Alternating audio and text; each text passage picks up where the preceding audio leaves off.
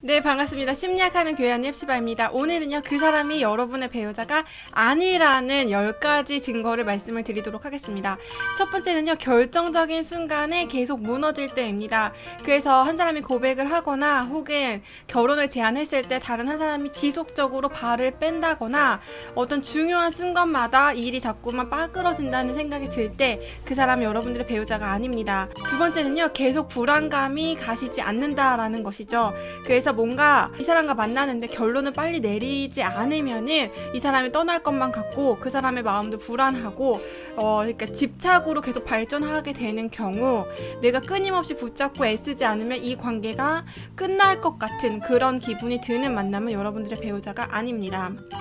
세 번째는요, 중요한 가치관과 치명적으로 충돌할 때입니다. 그래서 내가 꼭 교회에 가야 되는 사람인데 교회를 가지 못하게 한다거나 굉장히 극심하게 반대를 한다거나 성적 가치관을 지키고 싶은데 지속적으로 스킨십을 요구를 한다거나 굉장히 중요한 가치관과 치명적으로 충돌할 때에는 그 사람과 배우자라고 볼 수가 없습니다. 네 번째는요, 그 사람이 이것만은 정말 바뀌었으면 좋겠다 싶은데 전혀 바뀌지 않을 때 계속 그 사람과 대화를 시도해 보려고 해도 끄떡하지 않고 바뀌려는 의지가 없을 때는 그 사람은 배우자가 아닙니다. 이 사람을 1년 만나고 5년 만나고 10년을 만나도 똑같을 것 같다 싶을 때 전혀 성장이 없고 나에게 맞춰주는 느낌이 들지 않으면 배우자가 아닙니다. 다섯 번째는요, 이 사람을 내가 감당할 수 있을까 두려운 마음이 들 때는 그 사람이 여러분의 배우자는 아닙니다.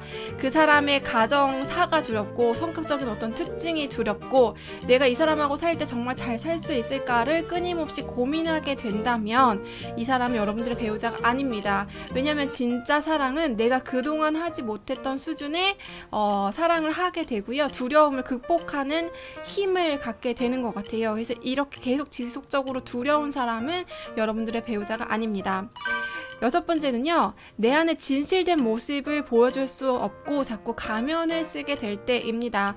연극은 언젠가 끝난다라는 말이 있죠. 내 진짜 모습을 보여주게 되면 사실 맞지 않을 것 같으니까 감추고 어느 정도 그 사람에게 원하는 모습을 보여주는 나를 발견했을 때 그 사람 여러분의 배우자가 아닐 가능성이 큽니다.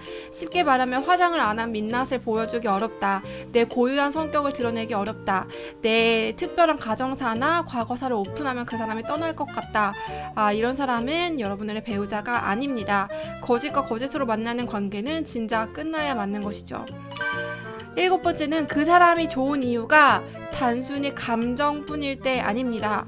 결혼할 사람을 만나는 과정은요, 가끔가다 먹는 초콜릿이 아니라 매일 밥을 같이 먹는 사람입니다.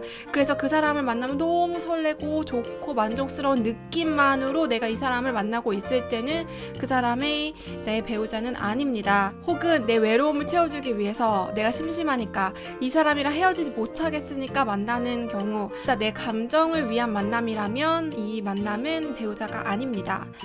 여덟 번째는요, 이보다 더 좋은 사람은 없을까 끊임없이 계산하게 될 때입니다. 정말 이게 최선일까? 적어도 이 사람보다는 이러한 점이 더 나은 사람을 내가 만날 자격은 없는 것까를 끊임없이 고민하게 된다면 그 사람은 여러분들의 배우자가 아닙니다.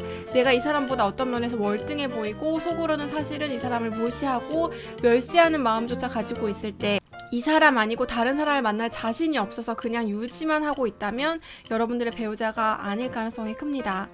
아홉 번째는요, 만나서 발전이 되는 일이 스킨십뿐일 때입니다. 정서적으로 더욱 가까워지기에도 바쁜 시간인데 대화는 발전이 없고 스킨십 진도만 빠지는 경우 이 사람과의 만남은 여러분들의 배우자가 아닐 가능성이 큽니다.